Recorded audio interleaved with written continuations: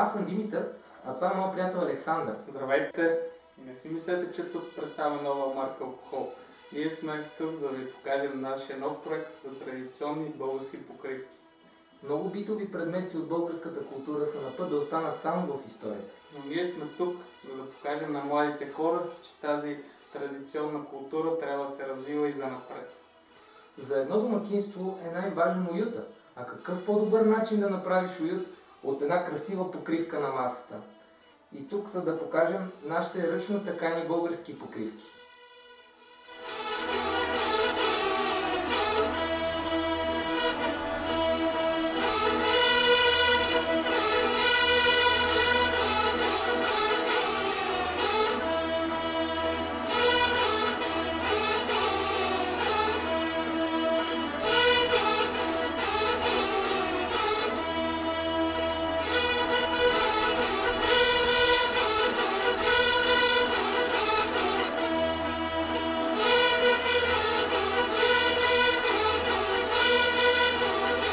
В комплектите ще получите специален дървен контейнер с есенция от българска роза, или така наричания мускал.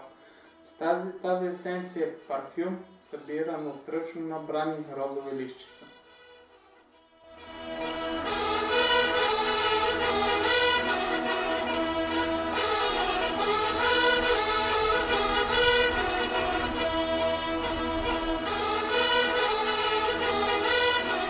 След нашата кампания вие не само ще получите една от наградите, но ще станете част от самата идея за разпространяване на ръчната изработка. Ако постигнем нашата цел успешно, не само ще насърчим търговците на покривки, но и ще добавим нови продукти към нашата втора кампания. Така че разпространете идеята за нас и се забавлявайте. На здраве!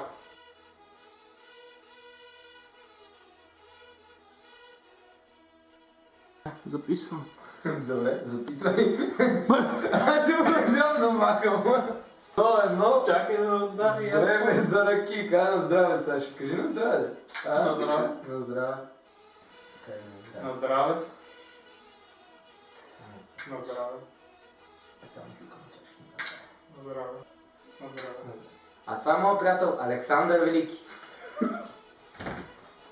А това е моят приятел Александър. Здравейте. Приятел Александър. Здравейте. Ние сме тук, за да покажем. Подкрепяйки нашата кампания...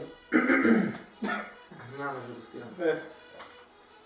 Всеки дом се нуждае от уютна трапеза. А какъв по-добър начин да направиш трапезата уютна от една прекрасна покривка?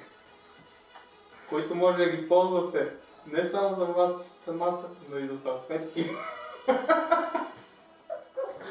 Какво? Чакай.